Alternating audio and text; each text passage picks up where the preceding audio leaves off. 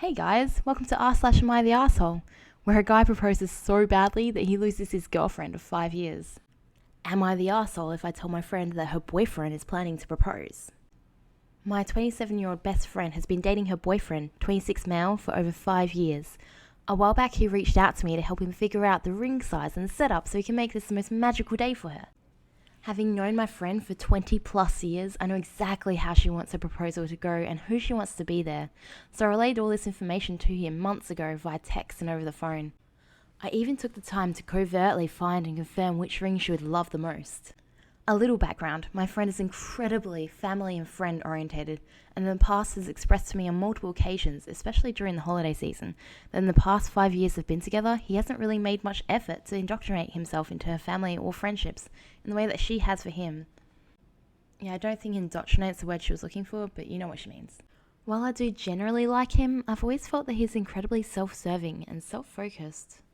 Recently, through a mutual friend, I found that he started a group text between his, emphasis on the his, friends and family to set up a time and date for the proposal. He's not only excluded myself, and according to the screenshots I've seen, he's doing everything verbatim that I suggested he do, but he's completely excluded her family and close friends from the event. He's planning on only having the boys and his family present for the occasion, and knowing my friend, this would ultimately break her heart not being able to share this moment with her loved ones. Yeah, the fact that he's willing to cut her family and friends out of this event, despite knowing how important they are to her, it kind of shows how much he cares about what she values and what she wants. I got heated and called him. At first he was dodging my questions, and then he just outright said, "This is my proposal. I've spent enough time and money to choose how I do it. Just be happy for your friend. It's not like you're coming to the wedding." Yeah, he really doesn't see this as a joint thing, does he? My proposal, how I do it? Yikes. This infuriated me. And to make matters worse, I ran into a mum and dad at the grocery store and subtly asked if they knew of any possibility that she was getting engaged. They were unaware. And I know for a fact that my friend has told him he needs to ask her parents for their blessing. She's somewhat traditional. My friend wears her heart on her sleeve, and I can predict how this event will go down when she sees all of his close friends and family, and none of hers. Considering her previous sentiments about his lack of interest in her family and friends, she'll 100% see this as hurtful and selfish, and I know she'll cry. To make matters worse, the location of the proposal is a whopping 30 minutes from her parents' house. I don't want to get into a fight or reveal a surprise, but on the other hand, I feel I owe it to my lifelong friend to help her avoid being hurt and disappointed. Maybe even help her rethink what her future might look like with someone who just doesn't really appreciate what she values in life. So am I the asshole if I tell my friend that her boyfriend is going to propose? Edit. I did not tell her parents. I covertly inquired if he'd spoken to them yet about proposing, since it's been 5 years. Like, in a joking way. Edit 2. The proposal is scheduled for this weekend, and I'll give you guys an update on how it goes. After so many responses, I've decided to not say anything and let things play out. I gave him an opportunity by expressing the need to invite her parents and friends like she's always wanted, and he chose not to. That's on him, not me. And there's an update. To everyone who told me to keep my mouth shut, thank you. On Saturday, the day of the proposal, I got a call from her boyfriend. He was screaming at me, blaming me for not showing up, uninvited still, to the proposal with her parents because she was upset they weren't there. I was so fucking slack-jawed. I told him that I knew this would happen, and he says verbatim, "You just admitted you knew this would happen, and if you knew the whole time and you actually cared about her, you would have invited them." I was gobsmacked and hung up on him. Not even an hour later, I get a call from her asking for me to come to her parents' house. According to her, this is how the situation played out. He popped the question, she said yes, and the people he invited popped out from hiding. She was bombarded by 4 of his guy friends, his mum, dad, older brother, and his sister-in-law. His parents were holding a sign that read, "Welcome to the family, Mrs. Insert his last name here." And this is where things go downhill. I did not know this before, and I thought I knew everything. But my friend doesn't want to change her last name, and she's told him that repeatedly since they got together. She's the only child from a Ukrainian family, and with everything going on with Ukraine in the last year, she's doubled down. When she saw the sign, she joked, "Mrs. his last name? I think you mean Mrs. her last name." Everyone went silent until his mum said, "Well, the ring is already engraved, so no changing it now." She takes the ring off and sees Mrs. his last name engraved on the band. Then she asked if her parents were coming. He gave every excuse. He didn't have their number, there was too many people there, he wanted to keep it private, and eventually he said, "This is my proposal to you, and now my family is your family. We can just send your parents the pictures later." She took the ring off and left. That's when I'm assuming I got the call from him. She went straight to her parents' house. She asked them about the engagement, but they were clueless. She then asked if I knew anything. I asked if she was in the right place, and she said she was. So I told her I'd answer any questions she had, rather than just dumping everything on her. She was upset, but thanked me. She was furious when I told her about the call from him earlier, and said, "Does he really think I'm that shallow?" She said it wasn't about having the perfect proposal, or even her parents being there. It was about him making the whole thing about himself, as always, and she was done feeling ignored and belittled, so this was her breaking point. She's staying with her parents currently, and has been receiving texts from him. The worst one so far is him telling her she needs to pay him back for the ring, and for ruining his life. Right now, all I can do is be here for her, and whatever decision she makes, I'll fully support, because as you've all helped me realize, this isn't about me, it's about her, not my monkey, not my circus. Edit. She gave him the ring back when she took it off. I didn't include that as I was already at 3,000 character limit already. Yeah, I kind of figured when she took the ring off, she gave it back to him, but he still wants her to pay for it? I guess he can't return it with that awful engraving he put on it? Edit 2. Update. I did not mention this plan when I originally posted in case her ex, yes, her ex, found this read. But I can now report that we got the heads up last night that he wasn't at their apartment. So we ran over there and got most of her shit out, at least all the really important stuff.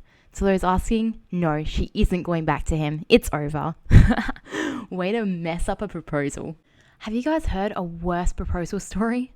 If you have, let me know down in the comments. Am I the arsehole for sending my girlfriend too many Valentines flowers and making her sister's husbands look bad? To explain where I'm coming from here, I need to establish two things. 1, I have a high-paying job that often requires I drop everything to travel without notice. It's infuriating at times, but I get paid well, so I've learned to live with it. 2, my girlfriend loves flowers more than anything. I get it, most girls love flowers, but they are her favourite thing in the world.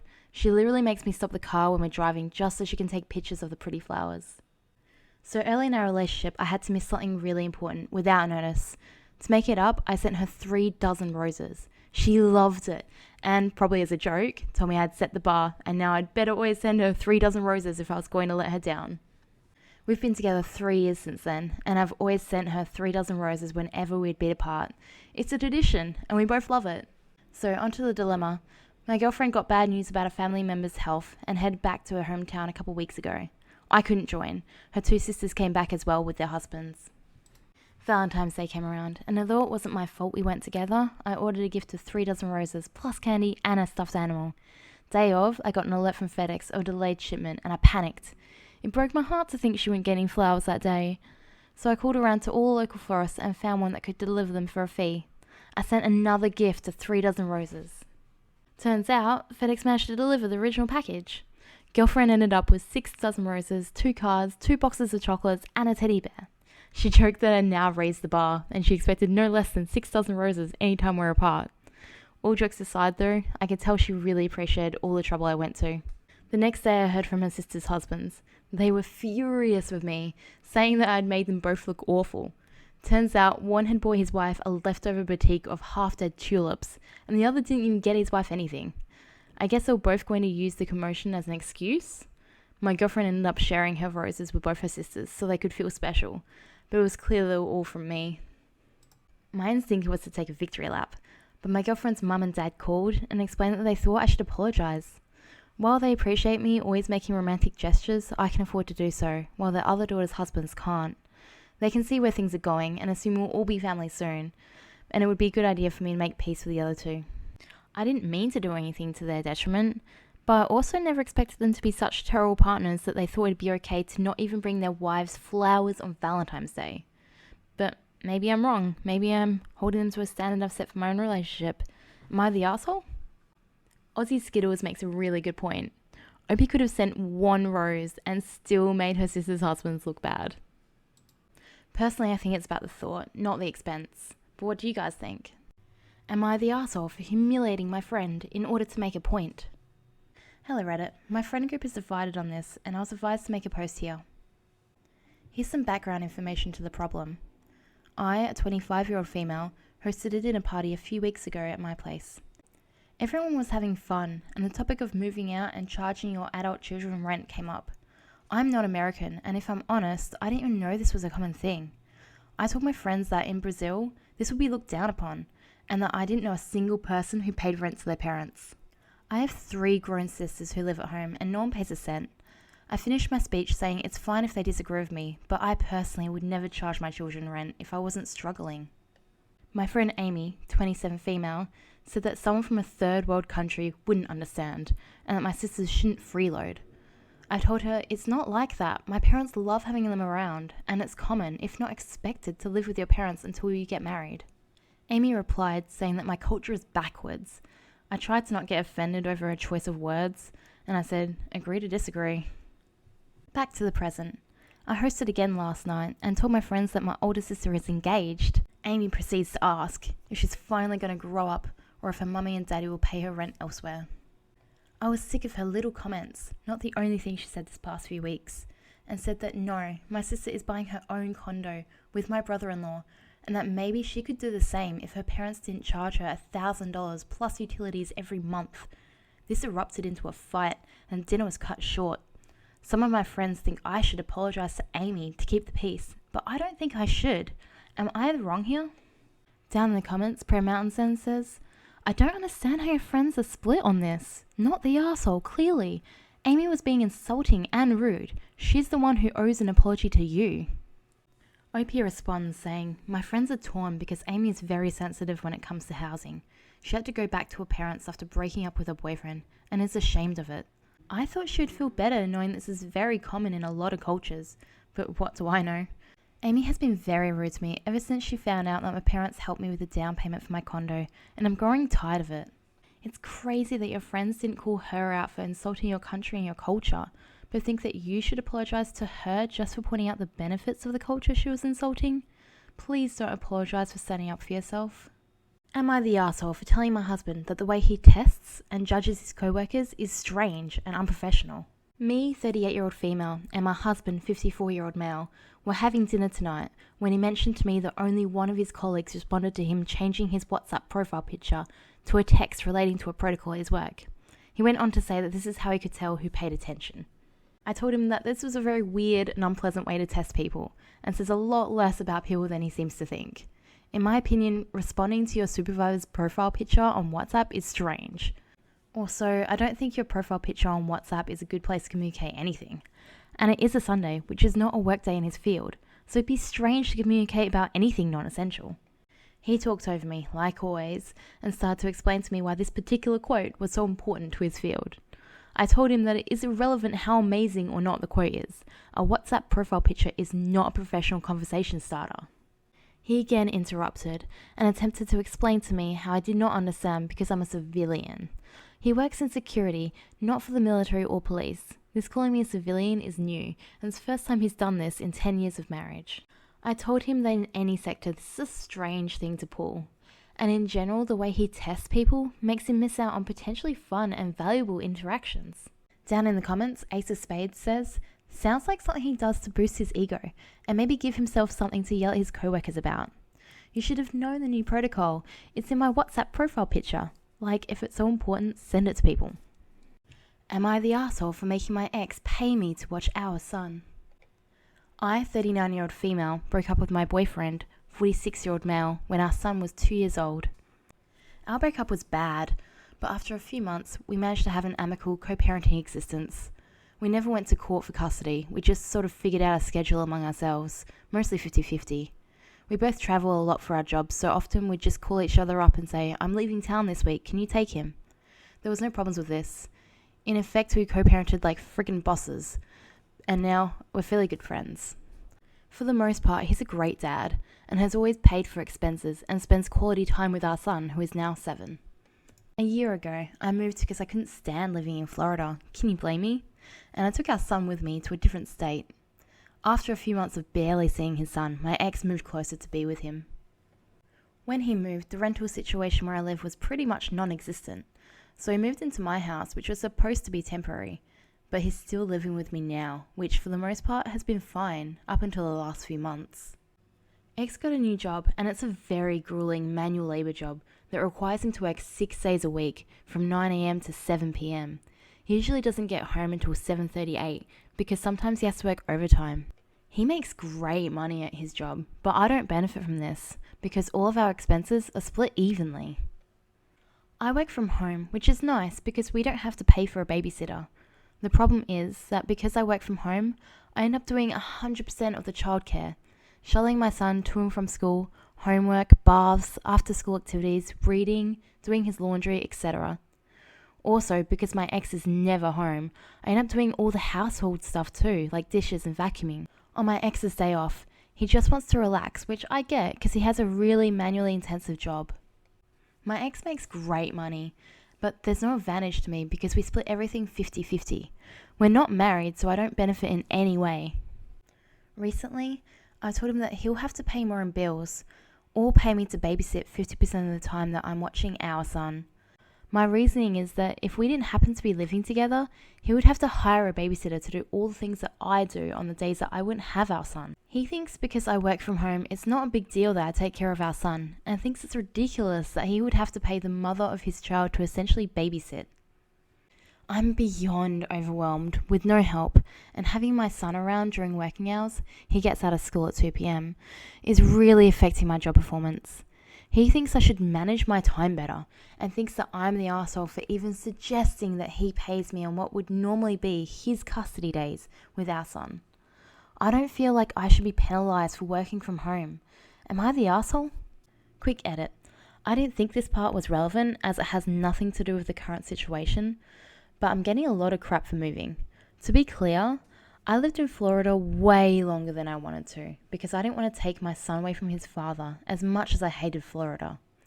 The tipping point for me moving was I started having seizures and other health problems, and the doctors couldn't figure out what was wrong.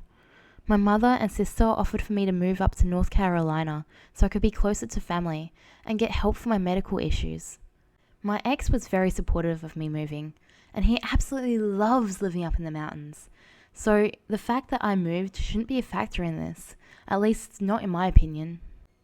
Down in the comments, Unfortunate Dating says, "You guys should really get a legal custody agreement figured out that includes child support.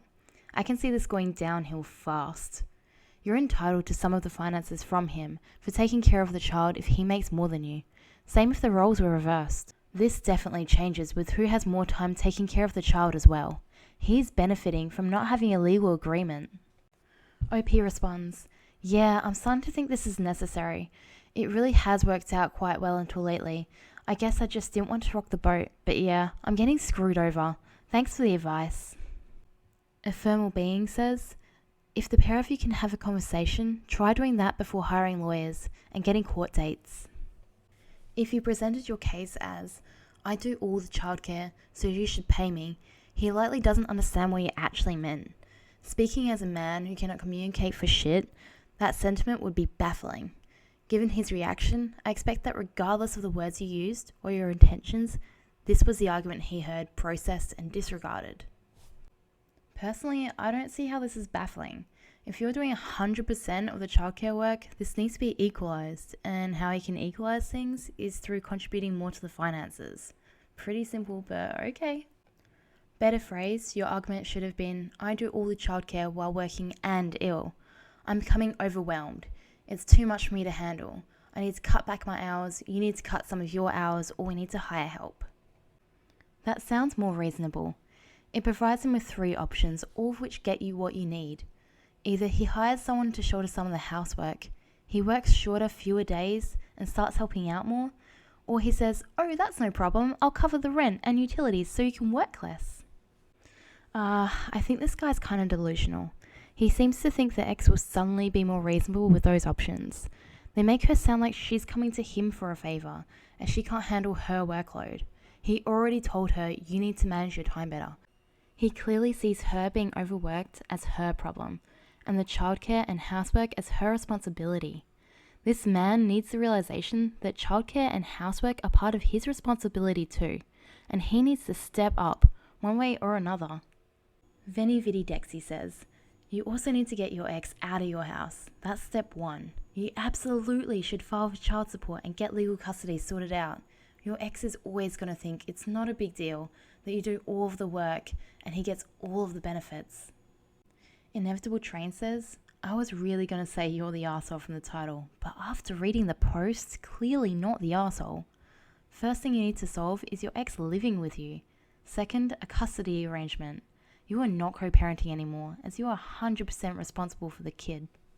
Yeah, I'm with this guy. I totally thought you'll be unreasonable at first, but you're doing all of the childcare, all of the housework, while suffering from a severe illness, and you still contribute 50% to the finances. This guy wants a housewife relationship, but doesn't want to pay for it. What do you guys think? Am I the arsehole for asking my husband to use my correct job title? I, 36-year-old female, have been married to my husband, male, 38, for 10 years, and have recently had a massive career change. My first degree at university was nursing, but I've been really struggling over the past few years with everything that's happened, so I've gone back and done a degree in marine biology. Marine biology has always interested me, and I was so pleased to finally start enjoying my job again. I have started working for a turtle rehabilitation centre, and I could not be more fulfilled. The challenge comes in that my husband continuously introduces me as a tour guide in an aquarium. He thinks it's very funny, and says that it's easier to explain to people. No disrespect to those who work in aquariums, but I work so hard to go back to school and have a job that I love. I was doing the degree part-time while I was still working as a nurse, and my husband saw how much I struggled. When I was nursing, my husband never used to do this. I was always introduced as a nurse, but now he just can't/won't get it right. People always look at me with such pity when he says, she was a nurse, but now she works at a local aquarium. I've started correcting him when he introduces me to new people, which he says undermines him and makes him look like a fool in front of others. I have said that he wouldn't look like a fool if he told people what I actually do, but he says he can't remember all the details and the fake job title is funny. Recently, I refused to go to an event with him unless he promised to introduce me correctly, and he said that I was massively overreacting. I didn't end up going, and my husband was really frustrated, especially when people who knew me at the event asked him why I hadn't gone. I am at an impasse, but he insists I am the one making a mountain out of a molehill. Am I being the arsehole just by asking him to use my actual job title, or am I overreacting to a joke? Edit. As some people have asked the question, my husband is an engineer. Down in the comments, Rach says, introduce him as your roommate until he learns to respect you. There's also a few suggestions on how she should introduce him. My favourites are he's a construction worker, he tinkers with things, some kind of handyman, mechanic, something to do with engines anyway. It's just a joke, right? Surely he wouldn't be upset by it. Remember, I post new content every day, so subscribe for more juicy tea.